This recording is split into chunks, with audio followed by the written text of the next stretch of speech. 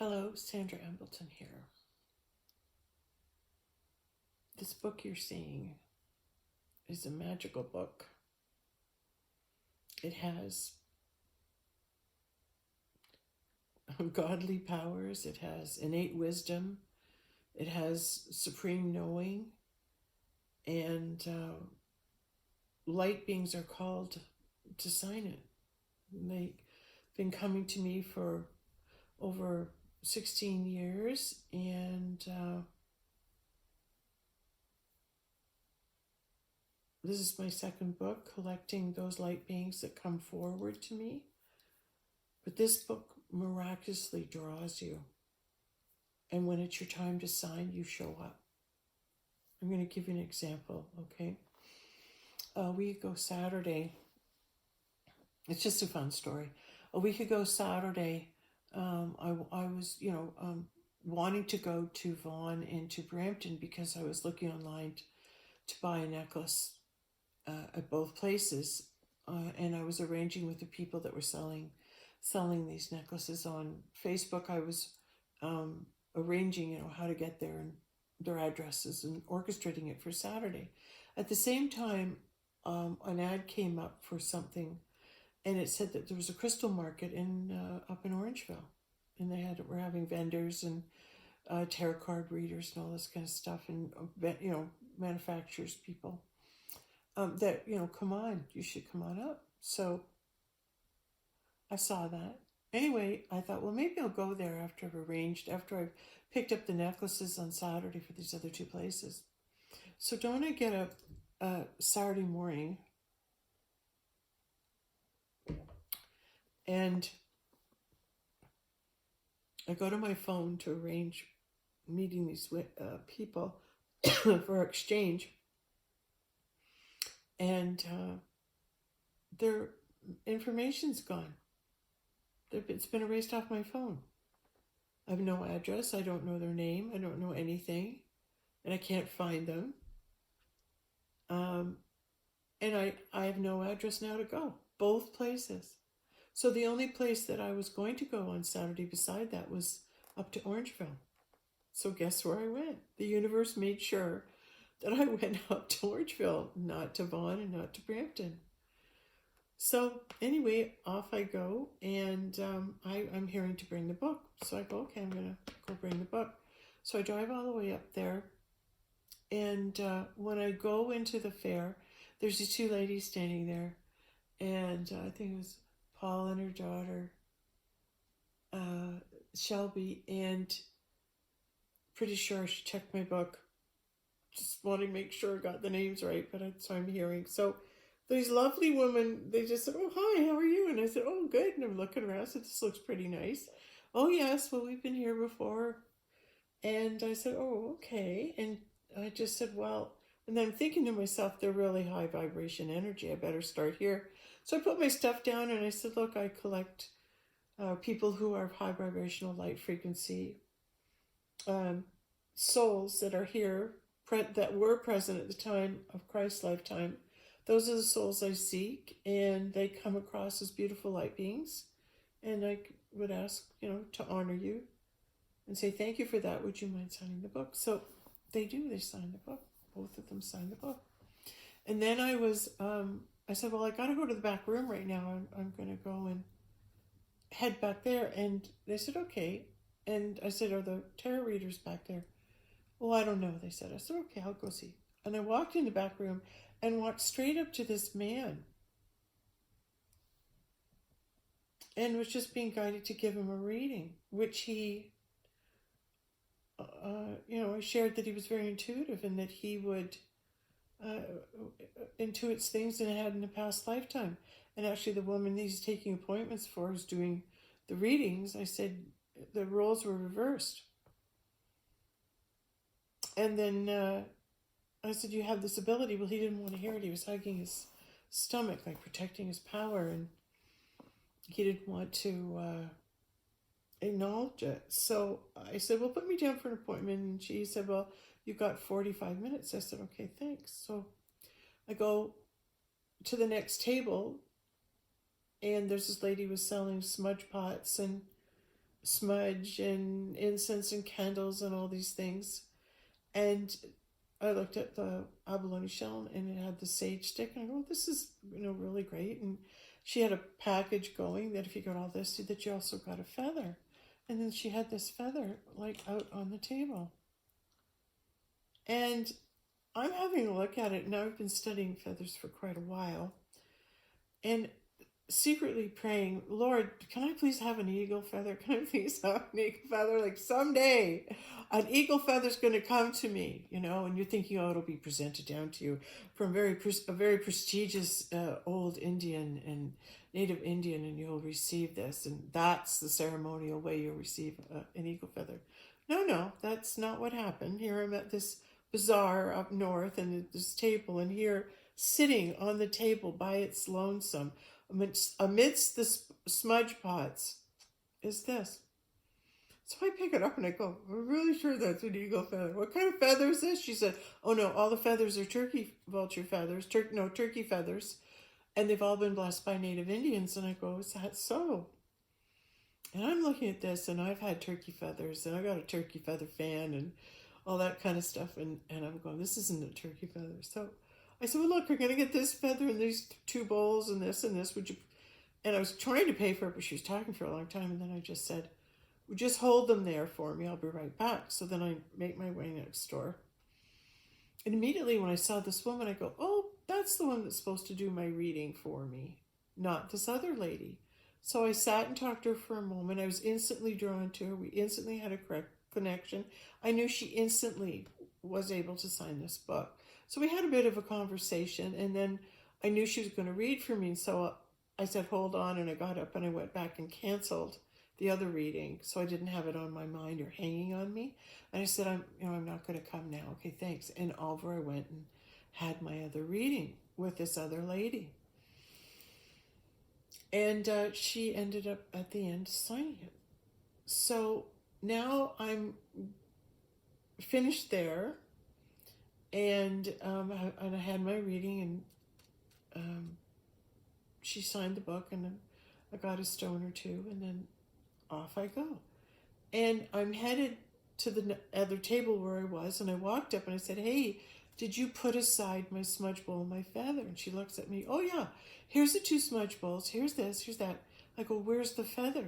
And she left it just lying on the table, and I'm going, oh my God. And I said, this is the feather I want. Oh no, they're all turkey feathers, she said. I said, right. And she said, so I want to show you. She had like 6 packs of blessed feathers, and she was going to show me every one. And it was like, oh, you're going to be waiting for this feather. You're just patient. Let her show you. And she did. She showed me everything. And after she showed me all the feathers, which I did concur were all turkey feathers, I said, I still want this one. And so she packed it up for me. And I got a package deal on everything, feather included. How lovely. And I couldn't believe that I found a turkey, an eagle feather, and how could it have come there? How could it have gotten there? And who were the native elders that blessed it and sent it my way, that it would be found by those who are ready to fly with the eagles? It was my sign. My eagle feather came when I had evolved and grown and was able to wear eagle. I was able to attract an eagle feather to me.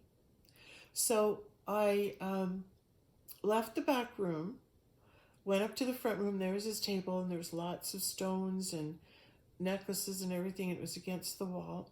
And I walked up to the lady, and I knew she could sign the book. She had this Tibetan amulet on her throat, and it was just yellow and orange and black. I couldn't take my eyes off it.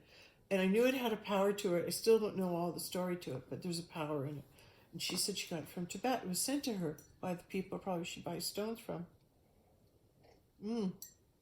They must have recognized her as a light being and sent such a beautiful gift for her, that she received it to honor herself as a higher being. And I could see it in her that she was. So I just said to her, hi, my name is Sandra. I can see you're working and all, but I have this book I want you to see. And do you mind if I sit down? And she said, no. So I go behind her table, and there's this other lady working there, and it's her mother. And she's just lovely. And so I'm sitting back there watching these two women work their table and sell their stones, and it's really, really busy, and lots and lots of people are coming up. She's got very reasonable prices. And I'm sitting there watching all this, and I realize on the job, she can't take time to sign the book. And she opened it and looked at it, but she also said, "I don't want to rush this. I want to be able to give you my attention when I sign this." Wise already. I said, "That's okay." I said, "We'll just see what happens." And I sat down, and I'm buying rings and jewelry and blah, blah, blah, blah. But I also couldn't leave. There was an energy there that said, "Sit down. Just stay where you are. They need you where you are." So the energy that was coming through me for that table and those people in that room and everything that was going on, all that energy, I was holding space for it. I knew I was, because sitting there, I'm going, "Oh, I'm going home. I've seen everything, nothing meant to do, more I meant to do." And it was, no, just, keep staying there. Okay, fine. So I amused myself, and of course they're feeding me. "Do you want something to eat? Do you want something to drink?" And then I end up with the mom at the other end, and we're looking at pendants and earrings. I just loved being in her frequency, because she was looking after me. She was holding up everything and like, "What do you think of this?" Like she was taking all her time with just me. It was like she was there to help bag and do things, but she was just the mom. She didn't know what she was doing. And here I am back there, and the two of us are playing like two little girls, looking at all this jewelry. It was so much fun. So back I go, and I'm there for a while, and it's still like sitting there. And then all of a sudden, as I'm sitting there, these two women walk up to the table and look right at me, and they say, "Do you do readings?" And I said, "Yes." And they said, "Okay." And I said, "But I don't charge for them." I said, "I only read the people that God brings me. So if somebody comes to me, they're meant to come to me, and when we have that connection, then I'll do a reading." "Well, do you think that's us?" they said. And I said, or we wouldn't be having this conversation. And I knew right away they were just going to sign this book. And so we go down to this little lanai, we find a quiet place. And as we're on our way, looking for this quiet place, there was an office actually right by where we were. And then there was this woman dressed in black standing there. And I looked at her and said, "Oh, do you know if anyone's in that office?" And she opened, "No, you can't get." I said, "Oh, never mind, that's okay." And this woman came right up to me. She had a mask on the hair, black, and this thing, and was identifying herself as, "Well, I'm the other reader, don't you? I'm the other reader." Oh, okay. Like, there was so much anger energy coming out of her, and I think she was saying so much like, "You canceled on me," or this. I remember now, and just said to her, "Oh yeah, the person's working for you, I think they could be doing that too." And they'll never do that. It was like she was talking for him, saying, "Oh, I'll never allow that." Who's she to do that, right? So I just kind of got out of her space.